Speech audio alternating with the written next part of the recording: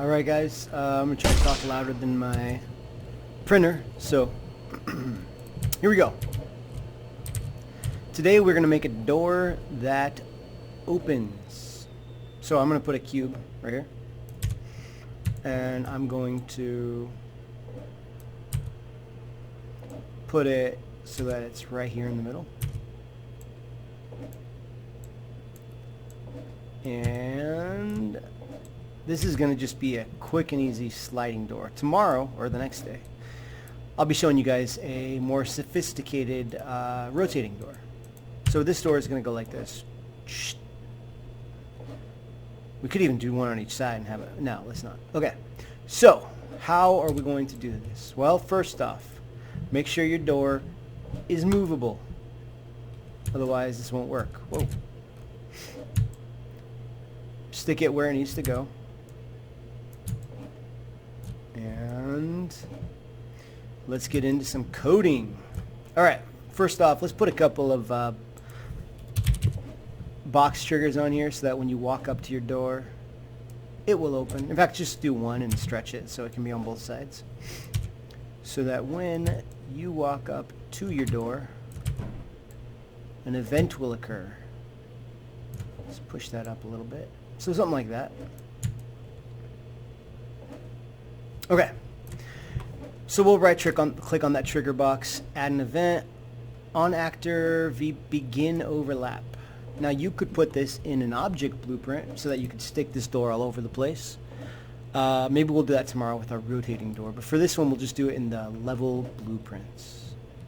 So on actor begin overlap trigger box, what we want to do is move this door around. So let's pull this. I'm going to name this door sliding door. And I'm going to drag it into here. Okay, so on active begin overlap, something's going to happen to this door. It's going to move. What we're going to do is we're going to do a timeline. It's the first time you guys have messed with this. And a timeline is basically a variable that changes over time.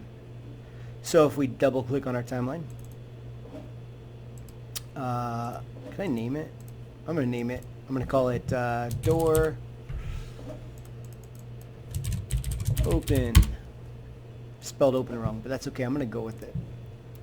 Alright, in door open I'm going to do a vector, which is the X, Y, and Z axis. A vector is like where is its location, which is exactly what we want to know. So let's look at our door. We only want to move the red one, which is the X axis, because the door is not going to go this way or this way. Suppose it could, but let's just stick with the red one for now. So we want to go on the red axis, so we're going to lock the other two and turn them off so you can't even see them.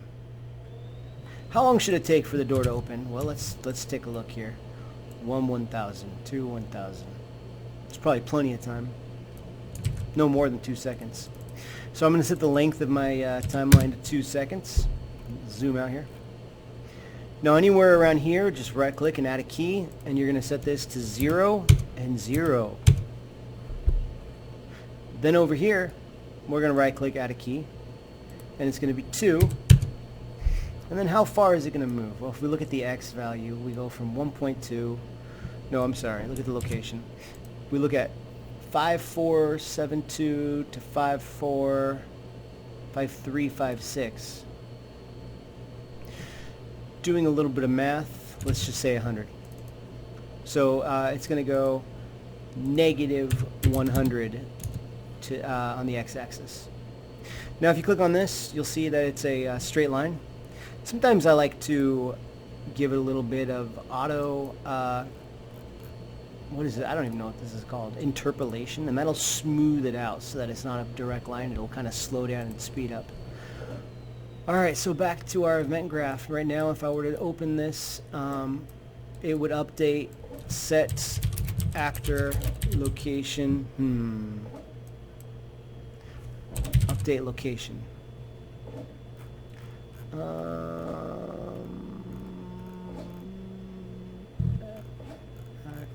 location. Let's try this. Set actor location.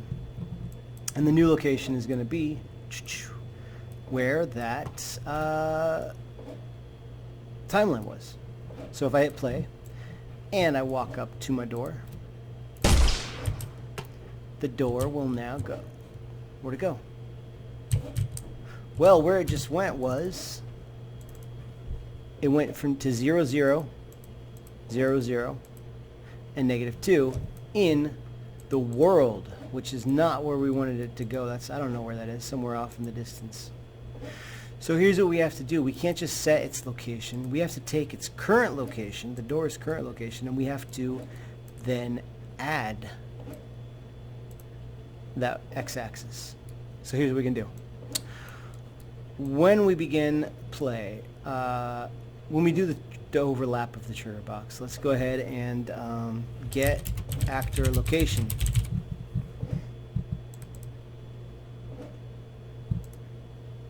Oh, let's just do it this way. Get location. Get actor location. Okay, so wait a second.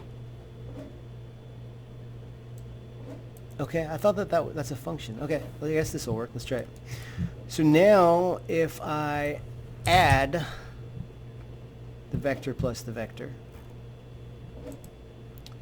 vector plus vector, this current location with the timeline, and then we return the value.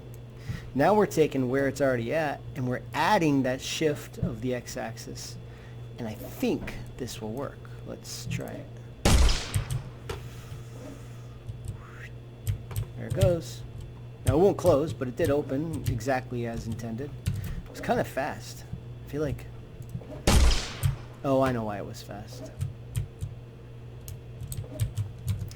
The reason it was fast is because as it changes the actor's location, it's going to exponentially add the amount to here. So for example, if it went 1 to the right, and then it added this, then it's now 2 to the right, which is going to add this again, so it keeps getting exponentially faster. So this is actually not going to work. But I wanted to do that on purpose so you guys could see what not to do. So what we have to do instead is on event begin play in your level blueprints, we're going to set a location here. So we'll call this door location. We're going to set this as a vector. It's the first time using a vector variable vector. And what we're going to do is we're going to set this vector location of this door, and we are going to set it to, let's get our door again.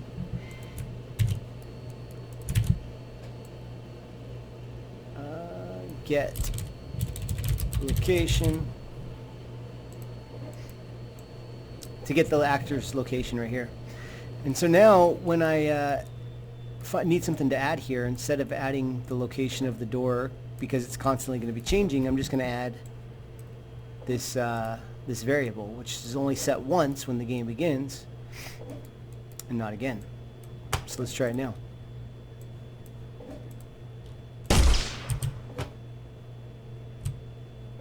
Perfect. Well, almost.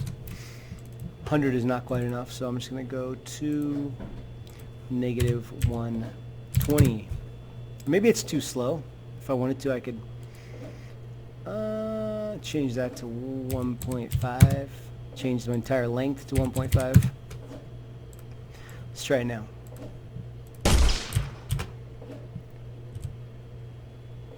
Beautiful. Look at that. Now how do we get it to close? Well, now that we've set a timeline, we're now going to probably need to set this variable again so we can keep track of where it is now. So I'm going to take this door location, we're going to set it, and we're going to get its new location. Get location. I'll just do it from here. And we're going to set that variable again, so that now this is updated. Then we're going to go back Oh, so now we have on actor begin overlap. Now we have to come and do an actor end overlap. And then we'll reverse it. Let's see if that works. If I can just touch on this box trigger. There it is. So I'm add an event on actor end overlap. And basically I'm just going to do the same thing, except for I'm going to reverse it from the end.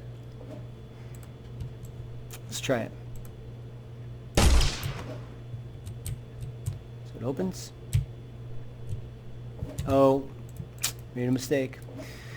I can't have it set the actor location and then go set the door location because it's happening in real time. It'll happen at the same time. What I need to do is break this link. I need this to come to when it's finished. Check the location of the door and set it. Otherwise, this will be happening again multiple times and you get the exponential increase again. So let's try it now. It does that. Perfect. And let's see what happens when I walk away. It's shy. Didn't want to do it. I think that could be because reverse it from the end. Let's just try it reversed instead. Let's see what happens.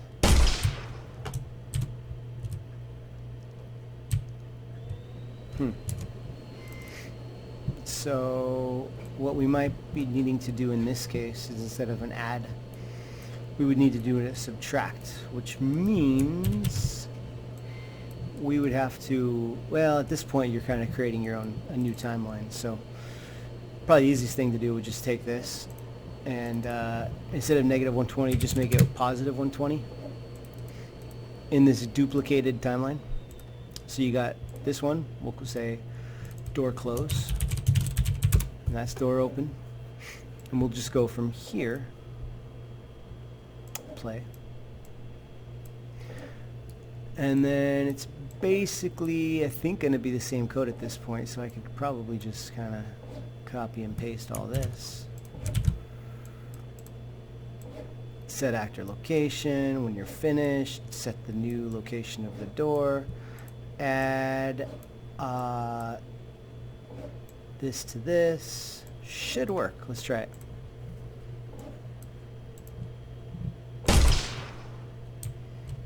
It opens. Come on. It closes. And now it does weird things.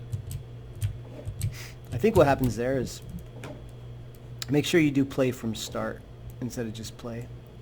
And I think that allows it to loop over and over again. Let's see what happens. It opens. It closes. It opens. It closes. There you are. Nice work. Now you do it. Oh, and there's the code if you want to take a gander.